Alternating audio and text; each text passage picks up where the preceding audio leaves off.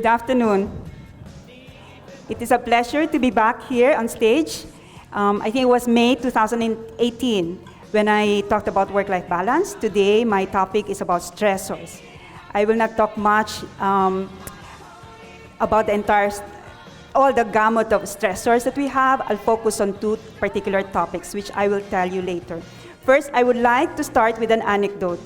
It was a few months ago when I was lining up in a queue in a small bank branch in a small shopping mall. And then, probably 7 persons ahead of me was a lady, seems like an executive, still always looking at her watch and with a neck strained, and there were just 2 tellers working, and there were 4 marketing staff there, and she's always asking, are there only 2 tellers here? And I think the atmosphere was very tense. And she stormed out the bank. And then there was a customer who said, if she likes to be in a hurry, why doesn't she go to a bigger branch and a bigger mall? Meaning, why be so impatient? And I stormed also, not really stormed, I left the bank also because of the long queue. Obviously, I'm not going to follow her. But it's just that the idea stuck to my mind. How many toxic customers can you really get in a day? Can you answer me?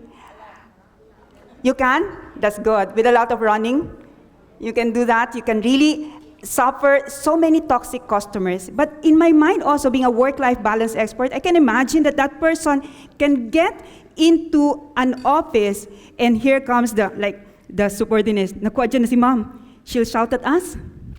No? Or she will go home and she'll vent her annoyances to her children. And that is what is being studied in research as misplaced emotions. I know of a friend of mine saying, I was just so converted because I just appeared at home and my children were really frightened of me.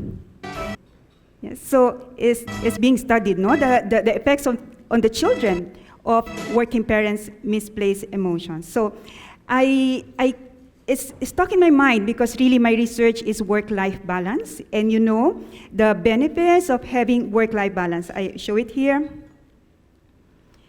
So there's a lot of studies. Even if you say, there's no work-life balance, there's work-life integration. No matter what you call it, it's just a matter of being able to combine effectively the demands of your different roles in life.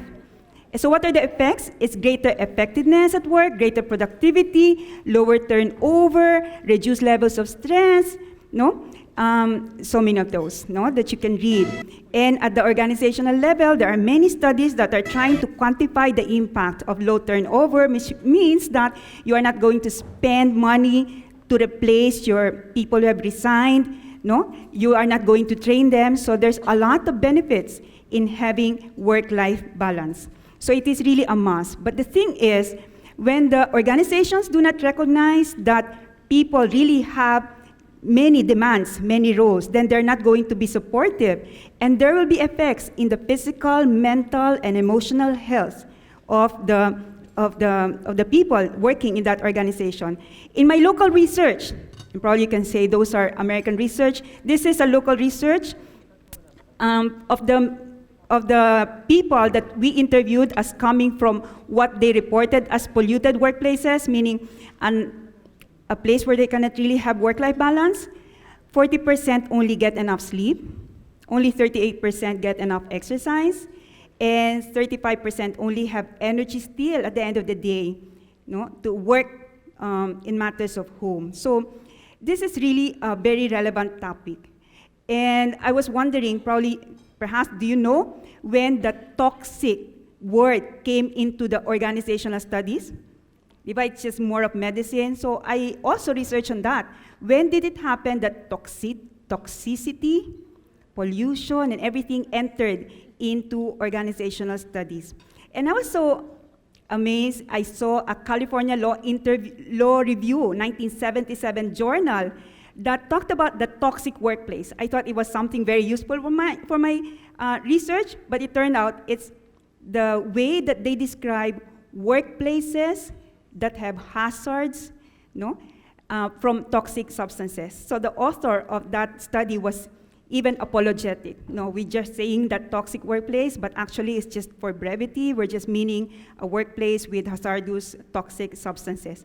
But now, that was 1977, now you would agree it's a regular, the regular meaning is really poisonous environments where workers are unable to really perform well, no? With disastrous effects on their health, and of course, what is my concern, the negative spill over to personal, family, and social life. No? So the surprising thing also, well, it should not really be a surprise, but it's just that when I was researching recently, the word that really won the 2018 International Word of the Year from the Oxford English Dictionary is? Any guess? Toxic. Toxic. 2018. And even now, when I research, no, just yesterday I was trying to update my research. Even up to October 2019, people are blogging about toxic workplaces, toxic bosses. Okay, so it's a trending topic. For the Oxford English Dictionary, it's like 45% spike in searches in the internet about toxic word. And for sure, some are concerned about chemical and physical factors, but others are really concerned about culture and relationships. You know, some relationships are toxic. It's not really anymore a win-win relationship. It's all like, I win and you lose, right? So there are many research, and I want to share with you some of the interesting research ideas from what I'm reading. So, Life Meets Work survey of 1,000 college-educated U.S. employees from age 18 to 70.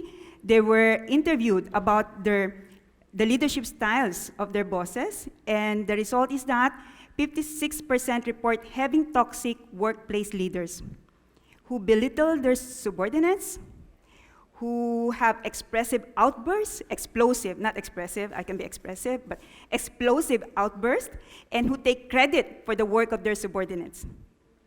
Yeah?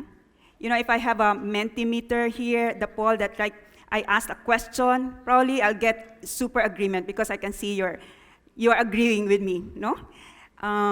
Then, this is from the American Psychological Association, a very prestigious association. 75% of Americans say their boss is the most stressful part of the workday. Where is it? I heard that you leave your work. It's not really that you leave your work, you leave your boss. It's the reason for resigning, right? Another study, those who work for toxic bosses were 60% more likely to suffer a stroke, heart attack, or other life-threatening cardiac condition. And this is a survey of 3,122 employees in Sweden. No, so if you really want to, really, you have to avoid those situations if you want to live longer, right? And in many studies, it attaches having a toxic, sometimes they call it monster manager or bad boss, relating them to say, depression, anxiety, increased levels of stress that can attack the immune system. And they say that it can take 22 months to recover so that you become healthier after having an experience with a toxic boss. 22 months, wow, really? The healthcare industry will really be alive, really treating all of these stress employees, right?